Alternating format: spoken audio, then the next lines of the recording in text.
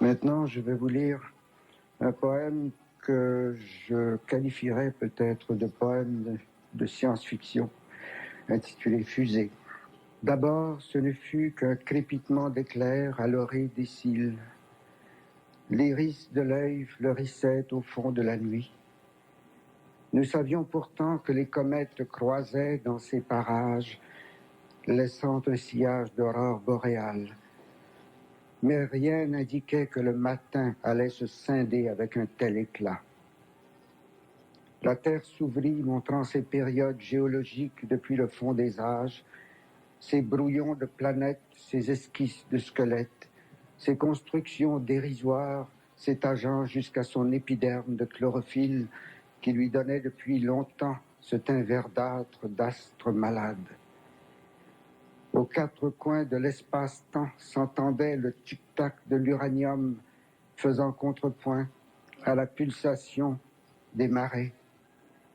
Nous étions habitués à ces rythmes syncopés, à ce déroulement saccadé de l'horloge cosmique. Pourtant, la peur nucléaire proliférait en champignons vénéneux. Pourtant, la panique s'emparait des électrons au cœur des minéraux.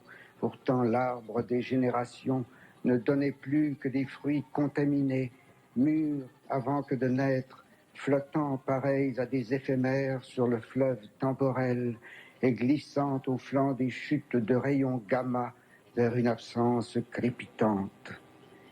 Et c'est alors que nous avons entendu cet écroulement de cataractes, ce hennissement conjugué de tous les chevaux du monde et vu l'horizon coupé de sa séquente, la tige du soleil fané.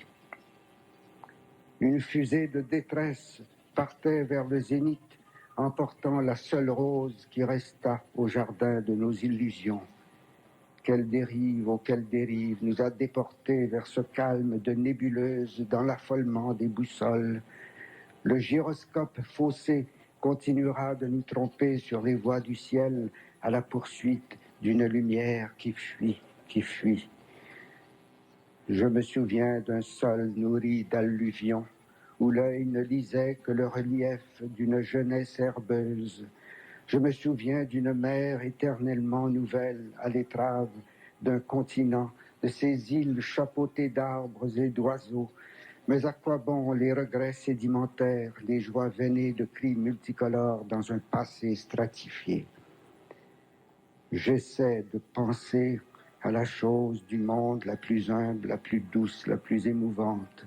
Surgissent d'hybrides pétales, des cristaux de flammes neigeant sur des soleils emplumés, des gouttes d'eau colorées de sel sur la profondeur nacrée du souvenir. Je crois bien que nous appelions ça un regard de femme quand l'amour diamantaire entaillait les facettes.